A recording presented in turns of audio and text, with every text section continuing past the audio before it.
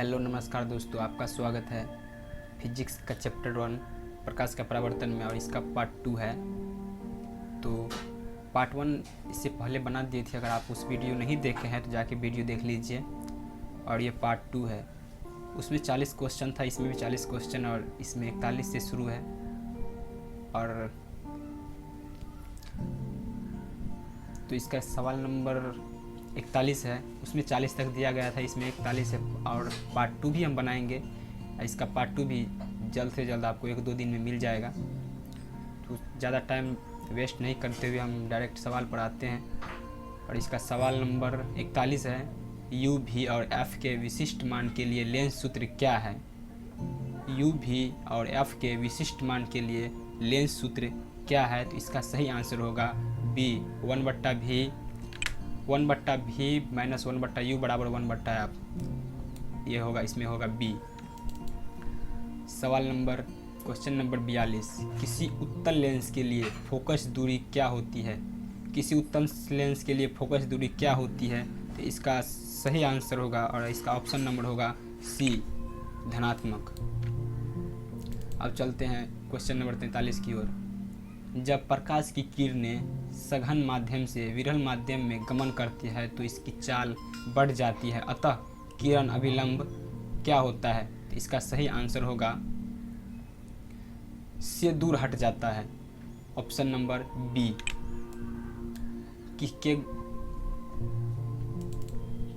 जब प्रकाश की किरणें सघन माध्यम से विरल माध्यम में गमन करती है और इसकी चाल बढ़ जाती है तो किरण का अभिलंब क्या हो, एक किरण क्या होता है, हट जाता है या कोण बनता है या फिर क्या होता है। तो इसका सही आंसर होगा अभिलंब से दूर हट जाता है, ऑप्शन नंबर बी।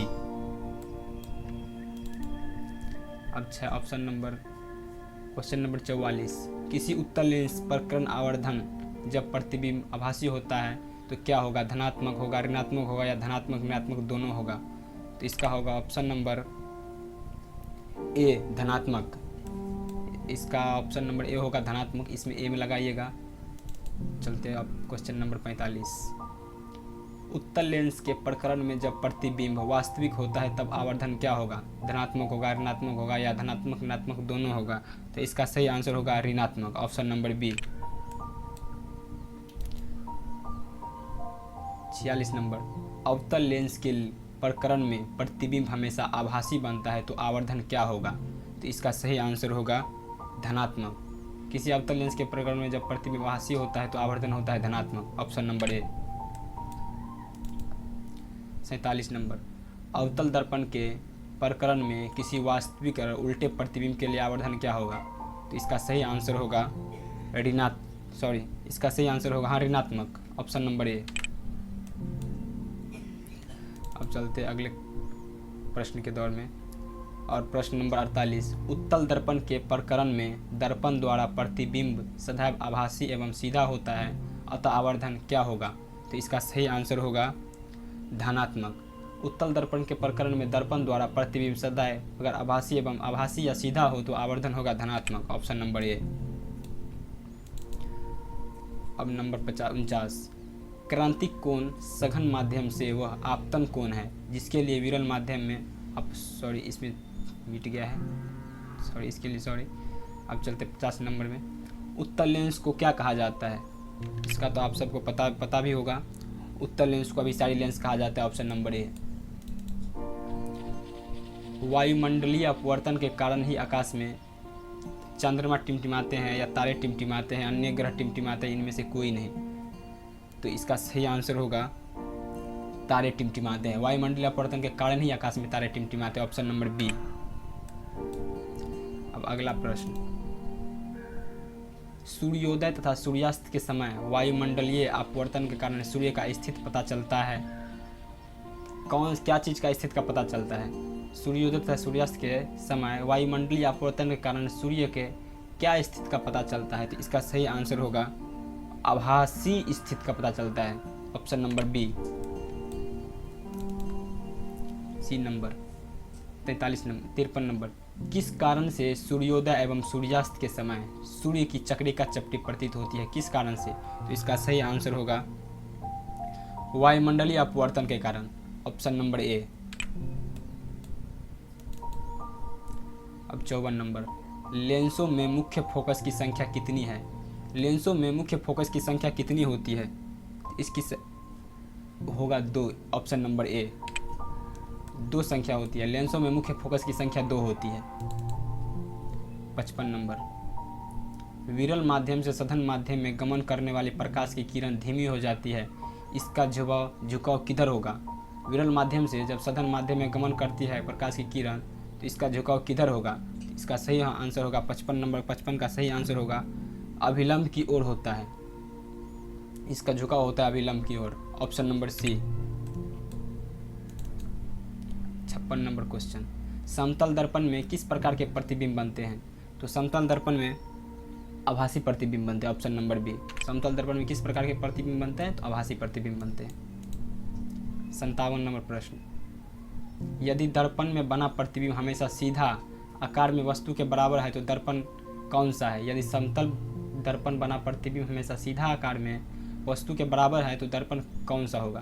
तो इसका सही आंसर होगा समतल दर्पण, ऑप्शन नंबर ए। यदि दर्पण में बना प्रतिबिंब हमेशा सीधा हो और आकार में वस्तु के बराबर हो तो दर्पण होगा समतल, ऑप्शन ए, हमेशा याद रखिएगा। 58 नंबर क्वेश्चन, किसी दर्पण से आप कितनी ही दूरी पर खड़े हो आपका प्रतिबिंब सदैव सीधा प्रतीत होता है, अतः कौन सा दर्पण है? किसी दर्पण से अगर आप कहीं पे भी खड़े हो और इस प्रतिबिंब सदैव सीधा प्रतीत होता है, इसका जो आप जो चित्र बना हो अगर सीधा हमेशा सीधा प्रतीत हो तो आप समझ लीजिएगा 58 का कौन सा दर्पण है? तो इसका सही आंसर होगा या तो समतल अथवा उत्तल। या तो आप समतल दर्पण हो सकता है या फिर उत्तल दर्पण हो सकता है, ऑप्शन नंबर डी। दोनों होगा, दोनों में लगाइएगा। या तो ऑप्शन में या तो फिर समतल भी हो सकता है या फिर अगर दोनों रहे या तो समतल या तो उत्तल रहे तो दोनों में लगाइएगा, या फिर समतल ना रहे उत्तल रहे तो फिर उत्तल में, अगर उत्तल ना रहे समतल रहे तो फिर समतल में, अगर दोनों रहे तो दोनों में लगाएंगे, या तो समतल अथवा उत्तल, ऑप्शन नंबर डी। 59 नंबर, उत्तल दर्पण में किस प्रकार के प्रतिबिंब बनता है? तो उत्तल दर्पण में आभासी प्रतिबिंब बनता है। उत्तल दर्पण में किस प्रकार के प्रतिबिंब बनता है? तो उत्तल दर्पण में आभासी प्रतिबिंब बनता है, ऑप्शन नंबर बी। 60 नंबर प्रश्न, वास्तविक वस्तु का हमेशा सीधा प्रतिबिंब बनाने वाला दर्पण कौन सा है? वास्तविक वस्तु का हमेशा सीधा प्रतिबिंब बनाने वाला दर्पण कौन सा है? इसका सही आंसर होगा समतल और उत्तल। 2 दर्पण होते हैं, समतल और उत्तल, ऑप्शन नंबर ए।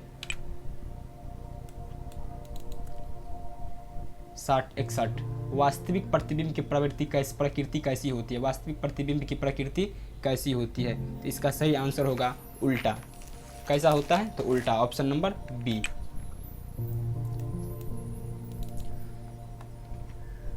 62 नंबर, विरल माध्यम में प्रकाश की चाल सघन माध्यम की अपेक्षा क्या होता है? विरल माध्यम में प्रकाश की चाल सघन माध्यम की अपेक्षा क्या होता है? तो इसका सही आंसर होगा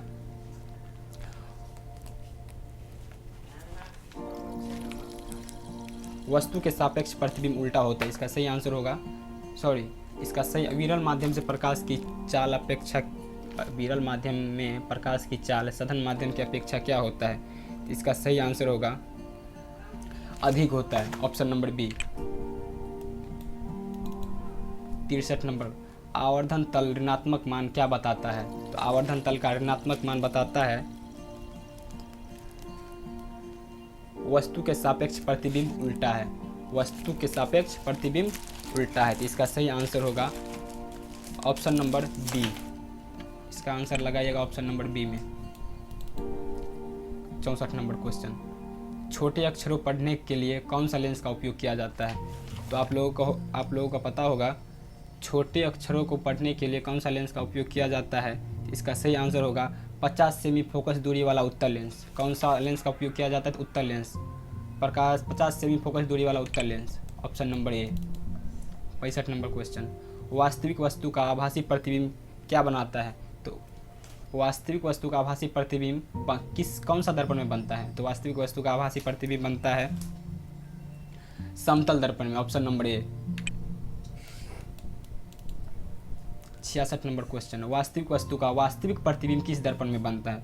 तो वास्तविक वस्तु का वास्तविक प्रतिबिंब बनता है समतल दर्पण और उत्तल दर्पण में, दोनों में बनता है। समतल दर्पण और उत्तल दर्पण दोनों में बनता है।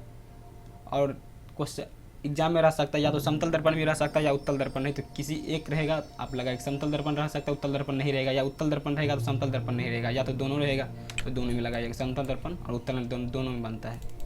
67 नंबर, वस्तु से छोटा प्रतिबिंब किस दर्पण में बनता है? तो वस्तु से छोटा प्रतिबिंब उत्तल दर्पण में बनता है। वस्तु से छोटा प्रतिबिंब किस दर्पण में बनता है? तो वस्तु से छोटा प्रतिबिंब उत्तल दर्पण में बनता है। Option number B.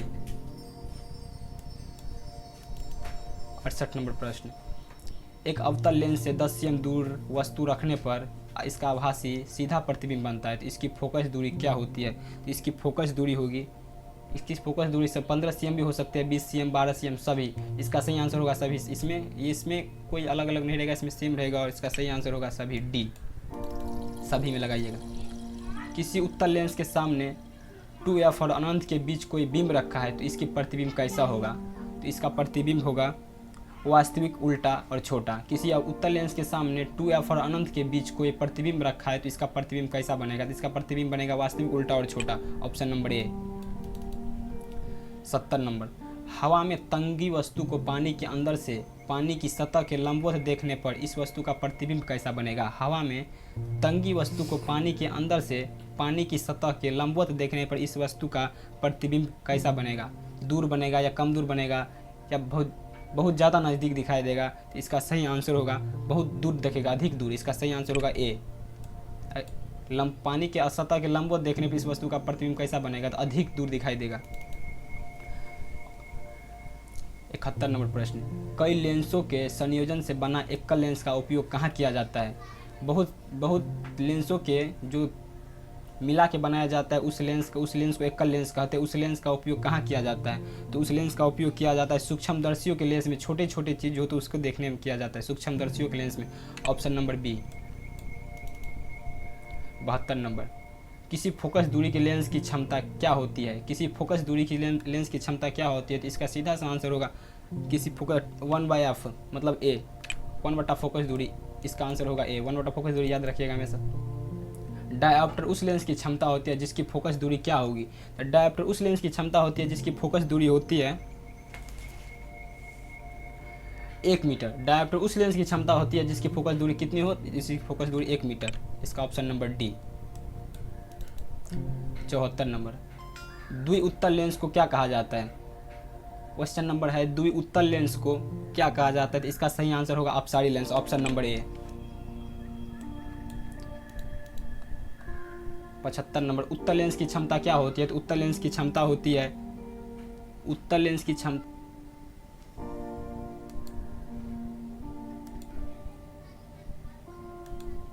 76 number question, निम्नलिखित में से प्रकाशिक माध्यम कौन सा है? तो इसका सही आंसर होगा बी। इसका होगा बी, शीशा। निम्नलिखित में से प्रकाशिक माध्यम कौन सा है? तो शीशा।